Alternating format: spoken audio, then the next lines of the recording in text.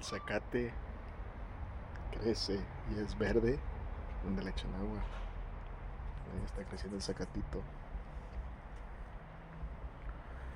Esa es la meditación.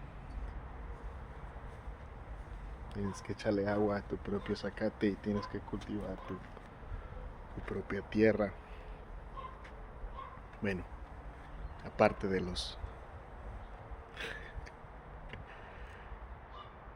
sabiduría.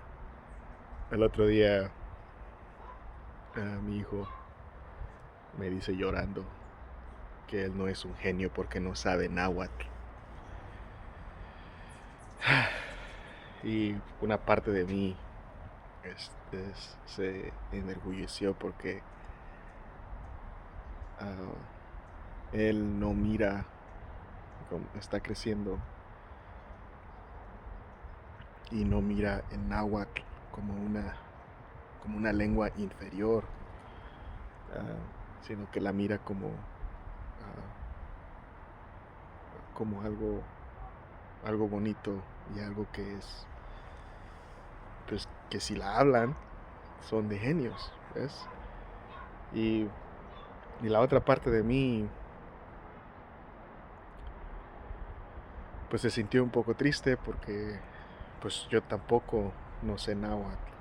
Sí sé poquitas palabras y sí entiendo un poquito, pero pues todavía no me la puedo ahí discutir con todos ustedes que son náhuatl. Pero un día porque todos ustedes que están contribuyendo y haciendo contenido en náhuatl, pues van a llenar el internet o su propia versión de cómo quisieran ustedes que les enseñaran esa lengua indígena a ustedes. Y ayuda porque personas como mi hijo ya no van a, espero, no batallen para reconectar con sus raíces, así como uno de nosotros pues no tuvimos esa oportunidad o porque nuestros abuelos crecieron desconectados y o nuestros papás o en la escuela como nos enseñaban que eso no es importante, pero yo personalmente les quiero decir que es importante y voy a seguir aquí rascándole,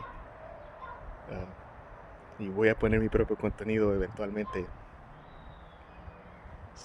Venimos con más poemas en náhuatl muy pronto.